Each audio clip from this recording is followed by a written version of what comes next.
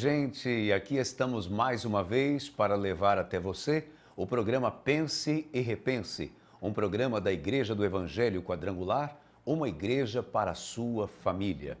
E eu quero começar o programa de hoje citando um versículo, um salmo, na verdade. E lá está escrito assim: muitos confiam em carros e outros em cavalos, mas eu farei menção do nome do Senhor.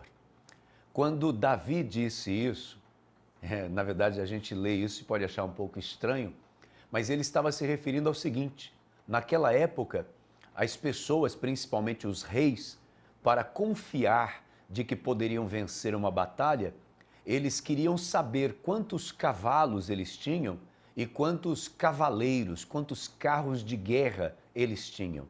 A depender do número, eles ficavam mais confiantes numa batalha. Em outras palavras, este versículo está dizendo que muitos confiam no poder bélico, mas eu confiarei, eu farei menção do nome do Senhor. Sabe, às vezes na nossa vida, nós estamos realmente fazendo isso.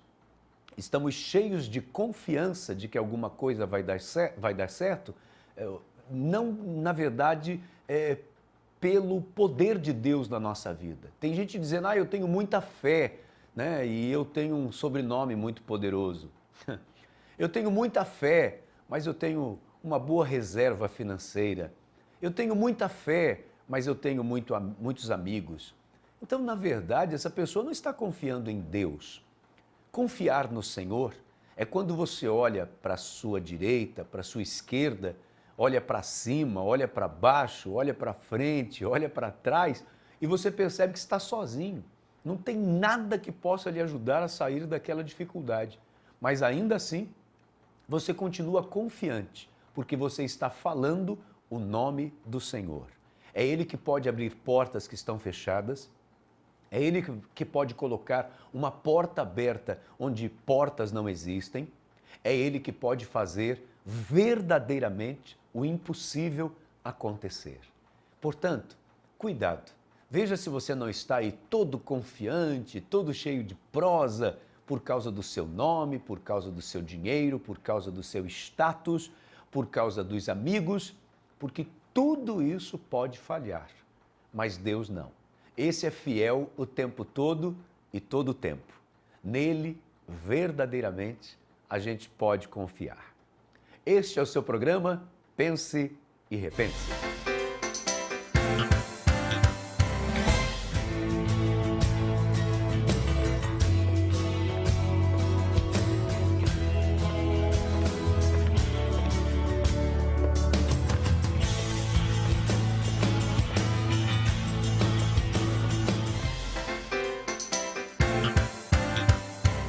No programa de hoje, como você sabe, a gente sempre procura trazer um tema diferente ou mesmo alguma história de vida que possa marcar a nossa própria vida. Hoje nós vamos falar a respeito de dinâmica de educação. E eu vou conversar hoje com o professor Dixon Soares. Ele tem formação musical familiar e é professor de escola tanto do estado como também de colégio particular. E ele tem uma maneira um pouco diferente para ensinar os seus alunos. E é com ele que eu converso a partir de agora. Dixon, seja bem-vindo ao programa Pense e Repense. Prazer ter você aqui, viu? Obrigado. Eu estava dizendo aqui sobre dinâmica de educação e você dá aula onde, Dixon? Eu dou aula na rede estadual, né? Do estado de Sergipe e também trabalho na rede privada. Certo. Colégio da rede privada. E você é professor de? De português, né? Língua portuguesa. Ô, rapaz, deixa eu me cuidar aqui, então. Não, tranquilo. E quais são as turmas que você trabalha, faixa etária? Eu trabalho desde do 6º ano, né? Que são os menorzinhos, da faixa de 12 anos por aí, até o ensino médio, né? Final e pré-vestibular também, né? Vestibular também, a preparação para o vestibular. Poxa vida, é um momento sempre mais tenso da meninada, né? É verdade. Também a fase onde eles estão escolhendo, se definindo, e você está presente ali. Isso é importante. É muito importante mesmo. E você é professor há quanto tempo, Dixon? Professor há 14 anos, né? 14 anos já? 14 anos já. Comecei muito cedo. Você é novo. Mas é a questão da necessidade, né? A gente Sim. entra na universidade e no 4º período eu já estava lecionando, né? Então, Certo. desde 2002. Isso é de família? É, mais ou menos. Assim, na minha família tem outros professores, sim. Meu irmão mais novo também é professor, só que num grau mais avançado, é professor universitário, né? Sim. Trabalha com as matemáticas, né? É bem contraste, né? Eu com português, ele com matemática. Mas, ao mesmo tempo, duas disciplinas extremamente importantes e fundamentais, né? Fundamentais mesmo. Então, a matéria de língua portuguesa, né, dentro da escola, de certa forma, serve como a base para tudo, né? Uma questão de história, sem o trabalho com a língua portuguesa, da interpretação, fica impossível de resolver, né? Os trabalhos relacionados às outras matérias também, né? É verdade. Então, há uma grande importância aí. E também, dentro da língua portuguesa, nós temos ali redação, né, que é a grande estrela do Enem, a grande estrela, o grande peso, há uma grande preocupação. Aliás, não só para o Enem, mas praticamente para tudo hoje. É porque, na verdade, é o auge, né? O auge da escrita, do domínio da língua é a redação. E principalmente o texto dissertativo, em que você tem que organizar as ideias, defender um ponto de vista. Então, há uma preocupação, digamos, é o auge maior da língua portuguesa, né? Dentro da escola. Ô Dixon, a gente percebe assim, que a maneira de ensinar, ela tem mudado bastante nos dias de hoje, pelo menos em relação ao pensamento a respeito do ensinar. Antigamente, a impressão que a gente tem é de que os professores parece que eles passavam as coisas assim bem prontas para o aluno, né? E hoje a impressão é de que ele está indicando a busca do saber. Você concorda com isso? Concordo, faz sentido. É a ideia da monitoria, né? Então, cada vez mais é importante criar no aluno o senso crítico e a capacidade de, digamos, de resolver problemas, né? Situações. Então, no caso, quando eu trabalho a matéria de literatura, digamos, a mistura ali da história com a arte, né? Então, a busca artística dentro da linguagem, é necessário que o aluno tenha essa percepção, né? Sim. E se relaciona muito, assim, pelo menos eu faço isso muito, relacionado à literatura com a música. Né? Que a música também, de certa forma, é um tipo de literatura, porque é escrita em versos, né? Tem estrofes, a gente tem aquela metrificação que lembra. Inclusive a Bíblia, né? A Bíblia Sagrada tem livros que são, digamos, poesia lírica. Por exemplo, Provérbios e Salmos, né? Trabalha ali aquela questão da metrificação. Inclusive, chama versículo, às vezes até eu vejo o senhor falar versos, né? Isso. Versos, então. Porque é justamente isso, que é a formação... Está correto, está correto. Que é a formação, né, de estrofes e versos. E, de certa forma, tem partes da Bíblia que se conta a história, então ali seriam poemas épicos, né? Que é escrito em versos e narra fatos, né? E no caso de Salmos e Provérbios, que eu lembro agora, são os mais líricos, né, que estão relacionados mais ao íntimo, aos sentimentos. Isso, é realmente a expressão daquilo que eles estavam vivendo naquele momento. E o interessante é que vai pegando situação do dia a dia. Não é? Davi, por exemplo, ele olhava para uma corça que estava bebendo água e ele dizia: Senhor, assim como a corça suspira pelas águas, assim a minha alma suspira por ti. É bonito isso, E é né? metrificado, né? Se a gente for procurar ali, principalmente em Salmos, você vê que há uma metrificação, que é aquela divisão silábica que você faz, divisão técnica que você faz dentro do verso, trabalhando a rima e tudo, né? Por exemplo, a poesia parnasiana, que nós temos aí no século XIX, ela trabalha com essa ideia de metrificação. Então você percebe na Bíblia também essa relação com a literatura diretamente. Inclusive eu tenho colocado em algumas aulas, né, quando a gente faz a introdução, que a gente tem que falar lá fala do Pentateuco, né, os 5 primeiros livros, os 5 né? primeiros livros da Bíblia. Que ali já é considerado uma manifestação literária, né? Então a gente estuda essa parte, assim, claro, rapidamente, né? Vamos passando, porque não tem esse cacife para aprofundar, mas tecnicamente, né? Vendo tecnicamente, a gente fala também do início, né? Dos 5 livros iniciais. Em que momento você percebeu, Dixon, que dava para você trazer a música para dentro das suas aulas?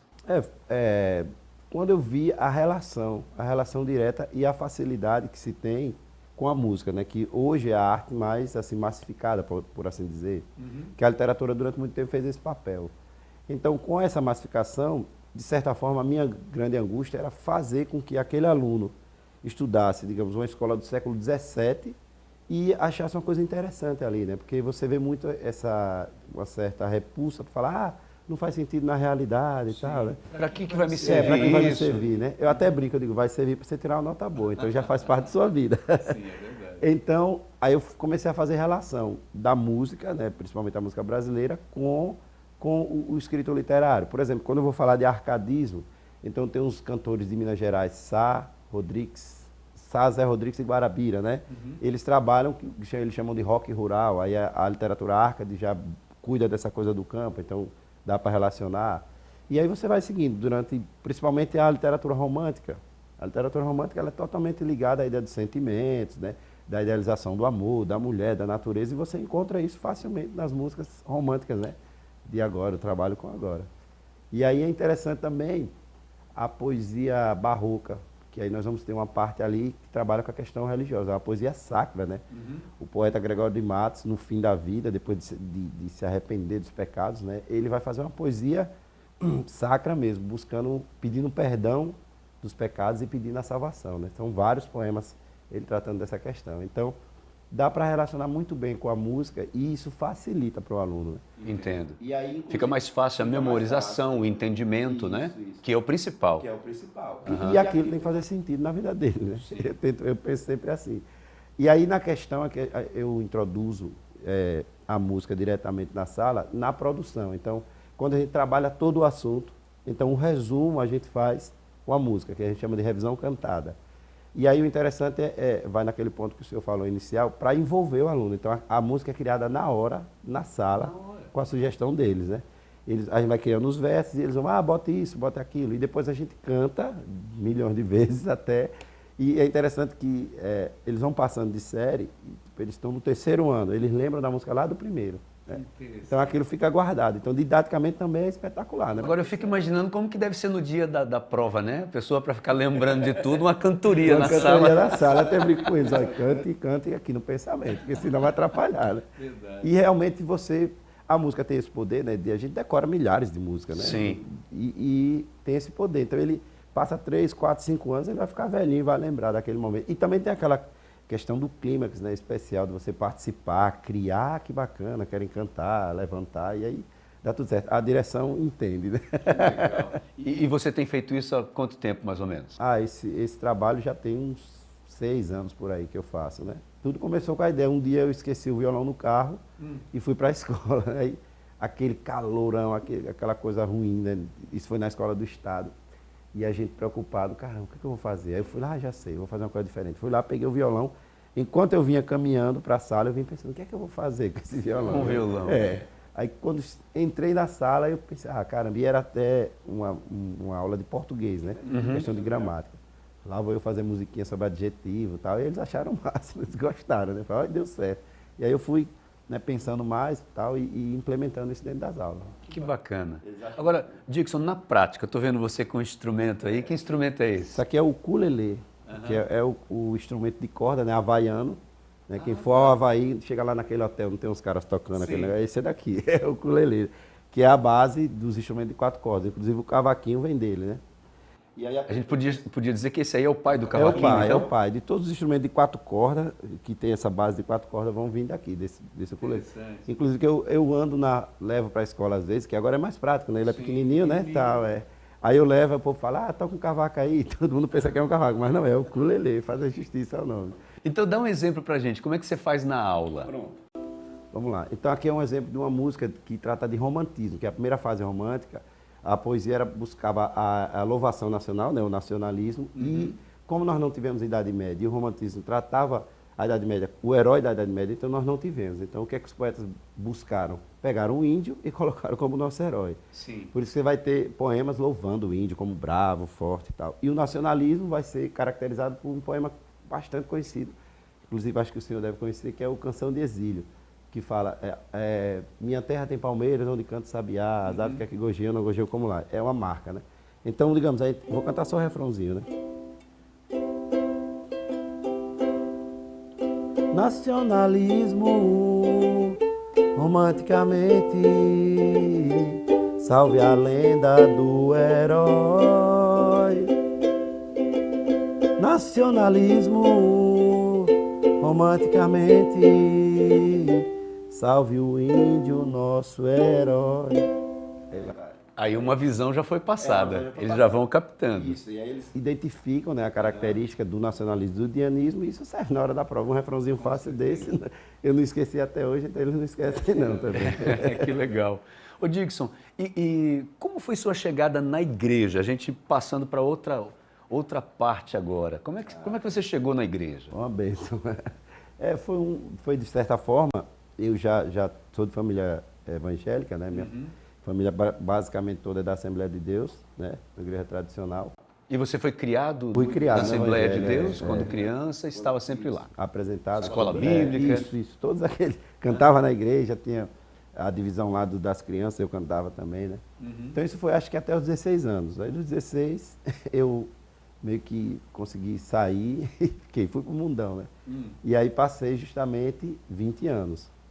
E aí depois, agora já no ano passado, eu senti a necessidade, né? O Espírito Santo, Deus traçando ali o caminho, minha mãe sempre lá na oração, né? Nunca desistiu. E eu sabia que de certa forma uma hora eu ia voltar. É como se fosse a semente foi plantada e a gente sente essa necessidade. A palavra está ali. Isso, está ali. E eu estava em vários lugares, eu rodei em vários lugares. E sempre eu tinha essa sensação de tipo, eu estava num lugar e falava, não, aqui não estou à vontade. Era um lugar bacana, eu ia porque eu queria, mas depois eu falava, não é. Aí eu ia para outro, não, aqui também não, digamos, tribos, eu ia para o rock and roll, aí eu falava, rapaz, eu não estou me sentindo à vontade. Aí eu ia para o samba. Não está legal. E o que era que estava faltando? Justamente isso que eu encontrei aqui, né? Que é a relação direta com Cristo. E hoje, melhor ainda, mais consciente, né? Dentro da palavra. E até eu brinco com que os colegas me encontram, pô, você voltou para a igreja e tal. E aí eu falo, né, que até eu brinco, tem um humorista cearense chamado Falcão, que ele fala, tem uma música que ele fala, é melhor escapar fedendo do que morrer cheiroso, né? Então eu me encaixo muito bem, eu escapei dessa coisa. E assim, e a minha chegada aqui foi, por acaso, eu trouxe uma pessoa que veio de São Paulo que precisava vir na igreja. Eu falei, eu vou lhe acompanhar. Né? Nem passar pela minha Essa cabeça. pessoa já é uma pessoa evangélica. Isso. Aí ela veio lhe visitar e queria ir para a igreja. Queria ir para a igreja. Eu falei, eu quero ir para a igreja. Era um domingo à noite, eu falei, pronto, vamos que eu vou levar na igreja. E você não tinha vindo ainda aqui? Já tinha vindo. Já. Convidado por uma irmã daqui, que trabalha comigo, professora, me chamou, vamos lá. Tá? Então eu sempre fui simpático, né, na verdade. E assim, quando eu olho para a minha vida, eu sempre percebi a mão de Deus ali claramente, segurando, guiando, puxando para lá, puxando para cá. Tem até episódios interessantes que aí depois, quando a gente tiver um programa de 3 horas, eu conto. Mas aí eu vim, trouxe, e ela, pô, bacana, ela gostou do culto e tal, e aí voltamos para casa e eu fui com aquela coisa na cabeça. Domingo eu volto. Aí eu vim no domingo e no outro. Ela voltou para a cidade dela? Foi para São Paulo, ficou lá e eu continuei indo e tal, e graças a Deus estou aqui firme, me batizei. Fiz o ID, estou na evangelização, estou nos pequenos cursos, graças a Deus. É pouco tempo que eu tenho, mas eu consigo arranjar esse espaço. Eu percebo isso. Vejo a sua assiduidade, sua participação. E você não é daqueles que chegou e ficou só sentadinho ali. Você está trabalhando na obra de Deus. Graças a Deus. Né? Fico muito feliz com isso, viu? Eu também, muito feliz de graças a Deus. Participando. Que você possa usar o talento que Deus te deu agora para levar, além do português, além da educação, que é algo extremamente importante, mas que agora você possa levar também a palavra de Deus ao coração das pessoas, porque eu sei que você já tem feito isso. Já faço. Do seu jeito, da sua forma. Sutilmente faço, né? Graças a Deus. Faço. E de certa forma até já identificam, né, pela pulseira, né? E eles acham interessante. Pô, você é da igreja. Tem alguns alunos que são daqui também. Sim. Professor, você é da igreja, viu o senhor no culto, tal, só que estava longe, não teve como falar. Que bom, meu irmão. Graças a Deus, que bom, né? Graças muito a Deus mesmo. Muito Amém. Feliz, amém. Dixon, um prazer ter você aqui. Realmente nós vamos lhe convidar outras vezes, que eu sei que você tem muito mais experiência para compartilhar com a gente e que Deus continue te abençoando e te usando em tudo aquilo que você estiver fazendo. A palavra de Deus nos diz que o Senhor nos prospera naquilo que nós colocamos à mão. Então, em tudo que você se propuser a fazer, que as bênçãos de Deus, que as bênçãos do Senhor sejam sobre a sua vida. Amém. Tá? Amém. Deus te abençoe, viu? Amém. Obrigadão. Obrigado. Eu volto já, porque eu ainda quero falar um pouquinho mais com você também sobre a palavra de Deus. Até já.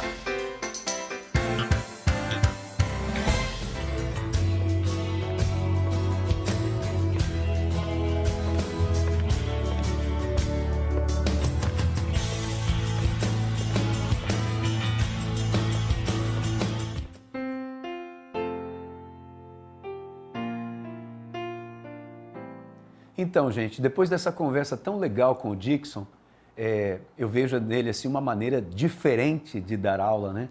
E uma coisa que eu acho interessante é que uma vez eu estava assistindo um programa na televisão e ele estava dando uma entrevista. E filmaram, mostraram ele dando aula e tal, tocando violão. E eu olhei para aquela cena e a palavra que veio na minha cabeça foi essa. Eu falei, nossa, que cara descolado.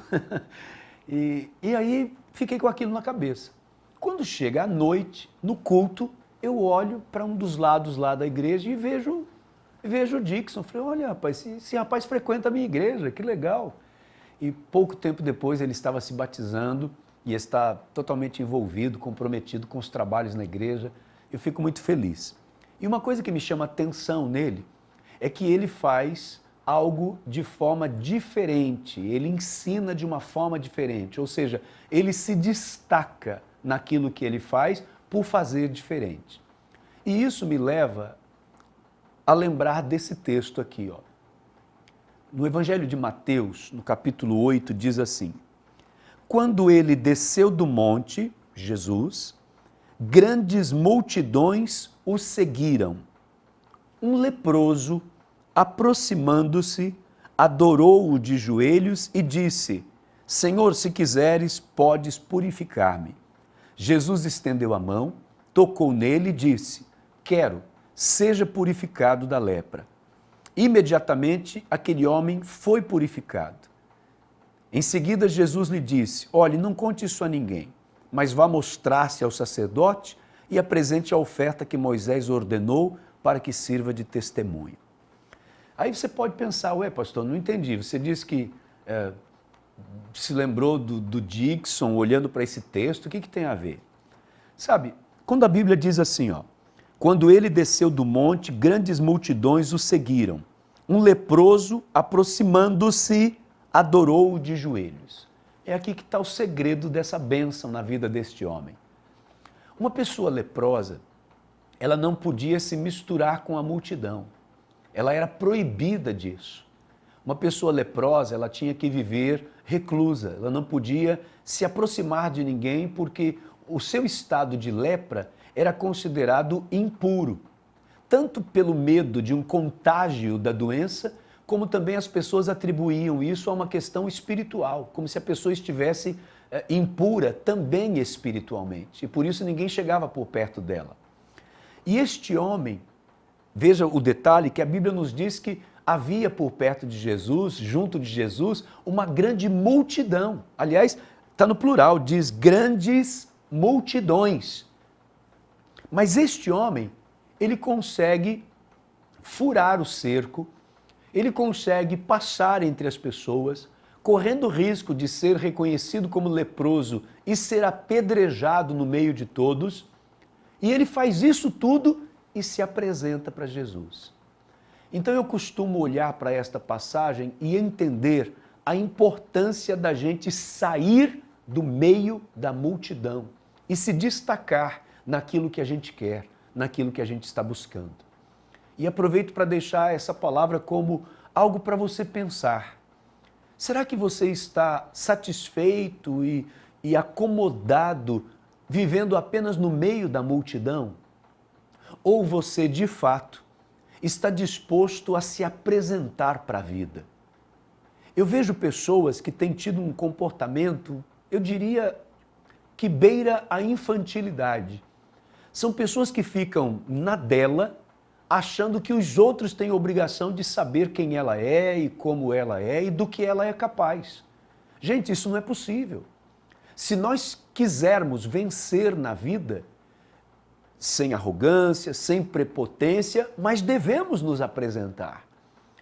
Talvez você que está me assistindo agora, onde você trabalha, tem alguma coisa que você sabe que está sendo feita de um jeito errado, você sabe fazer do jeito certo e você está esperando que as pessoas adivinhem que você sabe. Não, aquele ali eu acho que ele tem cara de que sabe resolver isso. Não, você não pode ficar esperando. Se você sabe resolver aquilo, se apresente. Se apresente com a solução, se apresente como um voluntário. Na vida, nós vamos de fato alcançar o que nós queremos nos apresentando, sabe? Isso até na vida sentimental. De repente você é apaixonado aí por uma pessoa e você está querendo que essa pessoa adivinhe. Não, ela precisa olhar para os meus olhos e perceber que eu estou apaixonado. Ela vai olhar, ela vai olhar, ela vai olhar. E de repente você que está olhando essa moça, dando braço para um outro cara e saindo. Porque o outro chegou na sua frente, ele se apresentou e você não. Praticamente em tudo na vida, a gente precisa fazer isso. Até para entregar a vida para Jesus, a gente tem que se apresentar. Jesus disse assim: aquele que me confessar perante os homens, eu o confessarei perante o Pai que está nos céus. Então, até para a gente entregar a vida para Jesus, você tem que se apresentar, você tem que levantar sua mão, você tem que dizer: eu quero esse Jesus na minha vida, eu aceito. E o próprio Jesus diz que esse é um ato que tem que ser público, tem que ser diante das pessoas, diante dos homens, porque é um testemunho. Você entende? Você tem se apresentado para a vida ou você anda pelos cantos querendo que as pessoas lhe descubram? Deixa eu te falar uma coisa. Ninguém tem obrigação de adivinhar quem você é ou adivinhar qual é o seu potencial. Ninguém tem essa obrigação. Você é que tem consigo mesmo a obrigação de se apresentar para a vida, se apresentar para trazer respostas. É isso que eu acho interessante nesse trabalho do Dixon. Eu entendo que ele se apresentou.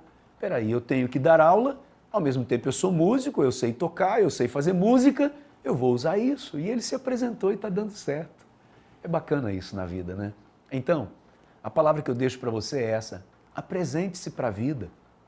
Apresente-se para a solução das coisas. Não fique aí no seu canto, esperando que as pessoas lhe descubram, adivinhem quem você é. Dê uma força. Vamos orar? Senhor meu Deus, eu quero te louvar e te agradecer por ter esta oportunidade tão rica, tão especial de poder falar de Ti ao coração das pessoas. Meu Deus, se existe alguém que em nome da sua própria timidez, da sua vergonha, dos seus receios, dos seus complexos, estão vivendo pelos cantos da vida, eu lhe peço, em nome de Jesus, que esta pessoa seja tocada, seja despertada por Ti, para que possa se apresentar para a vida, tomar posse do lugar que lhe pertence, das coisas que ela pode abraçar nessa vida e não está conseguindo porque está vivendo nos cantos, nas sombras, nas penumbras. Que esta pessoa se apresente para a vida, que ela receba coragem dos céus para fazer isso e que tudo dê certo. Em nome de Jesus, para a glória do Teu nome. Amém e amém. Que Deus abençoe você. Se apresente, viu? Não fique aí pelos cantos, não. Dê às pessoas o prazer, o privilégio de lhe conhecerem, tá? Deus abençoe. Forte abraço. Fiquem com Deus. Tchau.